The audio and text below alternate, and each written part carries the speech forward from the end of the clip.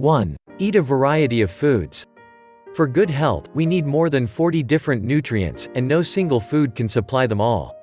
It is not about a single meal, it is about a balanced food choice over time that will make a difference. A high-fat lunch could be followed by a low-fat dinner. After a large meat portion at dinner, perhaps fish should be the next day's choice. 2. Base your diet on plenty of foods rich in carbohydrates. About half the calories in our diet should come from foods rich in carbohydrates, such as cereals, rice, pasta, potatoes, and bread. It is a good idea to include at least one of these at every meal. Whole grain foods, like whole grain bread, pasta, and cereals, will increase our fiber intake. 3. Replace saturated with unsaturated fat. Fats are important for good health and proper functioning of the body. However, too much of it can negatively affect our weight and cardiovascular health. Different kinds of fats have different health effects, and some of these tips could help us keep the balance right. We should limit the consumption of total and saturated fats, often coming from foods of animal origin, and completely avoid trans fats. Reading the labels helps to identify the sources. Eating fish 2 to 3 times a week, with at least 1 serving of oily fish, will contribute to our right intake of unsaturated fats. When cooking, we should boil, steam or bake, rather than frying. Remove the fatty part of the meat, use vegetable oils. 4. Enjoy plenty of fruits and vegetables. Fruits and vegetables are among the most important foods for giving us enough vitamins, minerals, and fiber. We should try to eat at least 5 servings a day.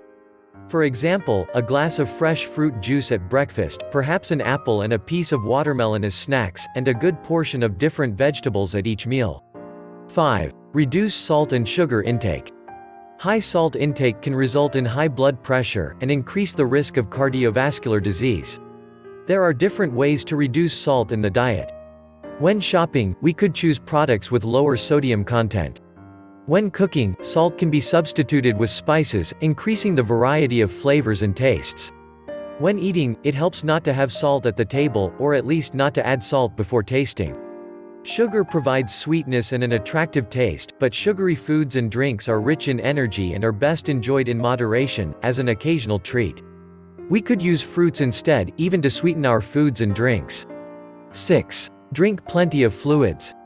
Adults need to drink at least 1.5 liters of fluid a day. Or more if it's very hot or they are physically active.